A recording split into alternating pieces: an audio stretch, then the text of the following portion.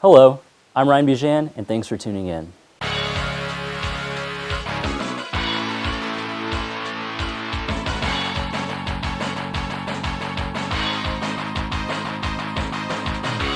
Alex and Dylan hope to continue building Stu's ever-growing profile by branching out with more public appearances and gaining more fans on social media sites.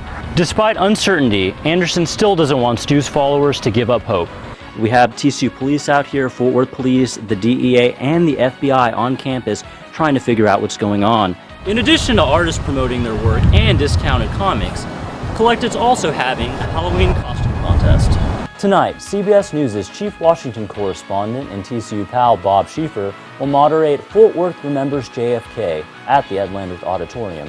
TCU head football coach Gary Patterson said at this week's press conference that quarterback Casey Paul could return to action soon, but he's not sure when.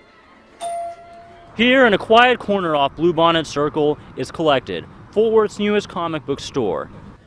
There's a new party animal at TCU, and his exploits have already gone viral. A giraffe's gone missing, and one TCU student needs help finding him.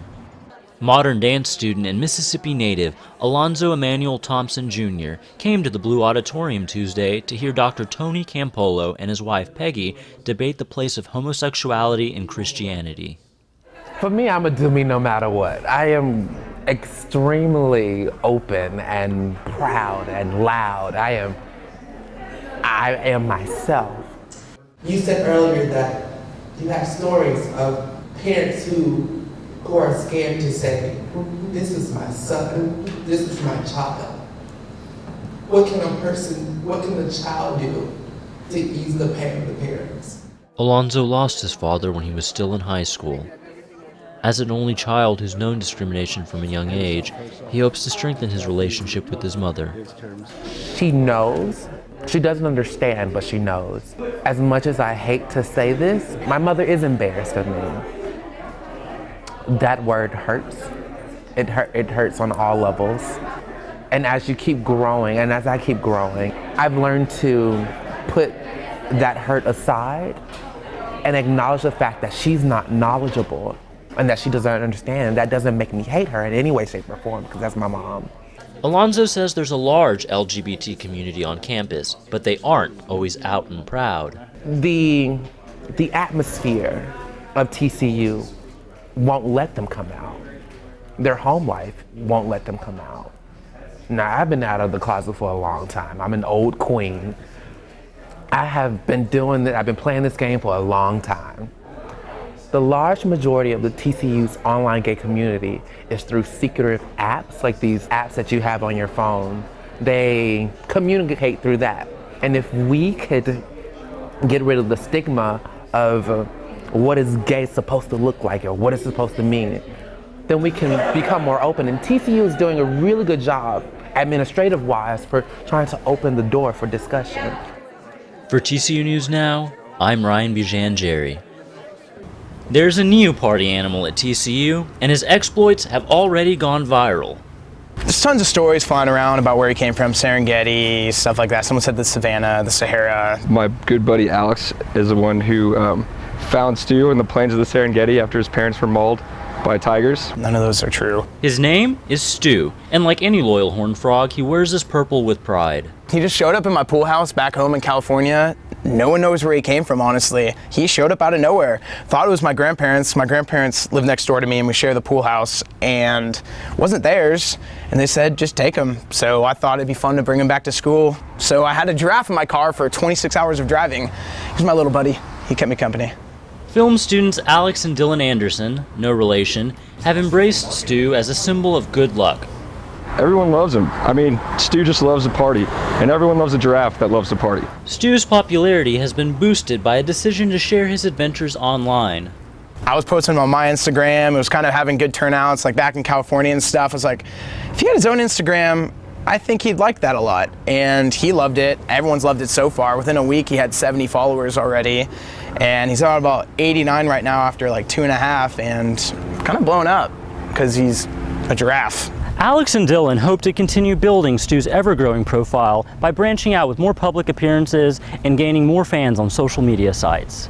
You can follow him at Stu the Giraffe It's Stu_the_giraffe on Instagram. And we're thinking about setting up a Twitter and Vine Facebook account. And he'll probably be making some MTV appearances in VH1.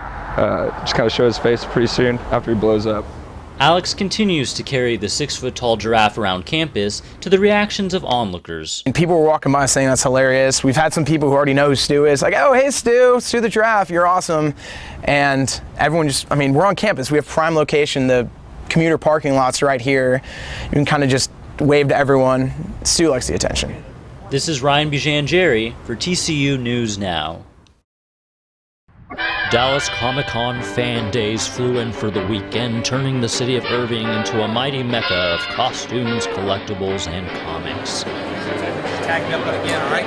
We got the Mike Dallas Comic-Con, Jay Stan Frank, the Green Ranger, and we're here in Dallas, yeah! Brandon Weaver, an engineer field technician and former TCU student, has made the pilgrimage from Fort Worth to meet his childhood hero.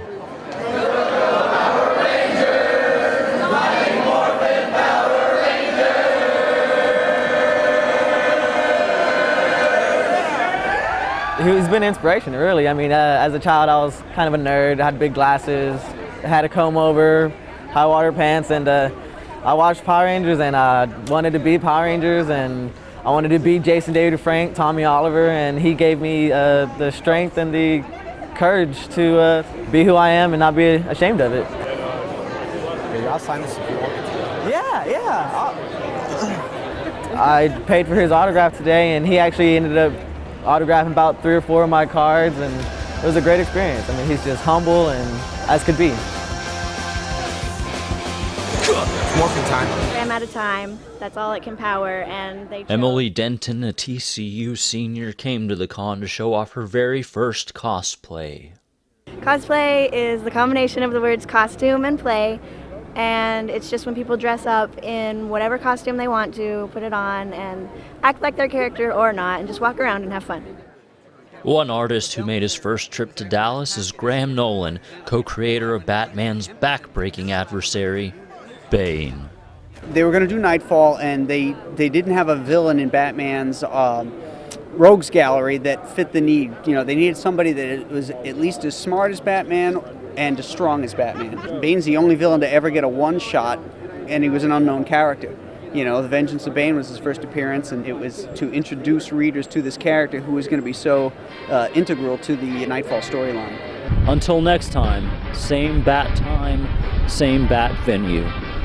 I'm Batman with TCU News Now.